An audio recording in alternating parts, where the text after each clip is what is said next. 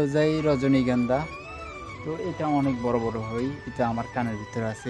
আপনাদেরকে আমি আমার এই ভিডিওতে যে আমার এরিয়াটা দেখাইছি, তো আপনাদের কাছে কেমন লাগে অবশ্যই কমেন্ট করবেন। যদিও আমার কথাগুলো এখনো অবধি ব্যালেন্স অনুযায়ী হতে পারি না, কেউ খারাপ দৃষ্টিতে দেখবেন না, নেবেনও না। হয়তোবা আমার কথাগুলো একটু বেশ কম হইতে পারে, সো আপনারা একটু নিজের মতো করে দেখবেন। যে নিজেরা কিরকম বাজে কথা বলতে পারেন ওটা অবশ্যই বলবেন কমেন্ট।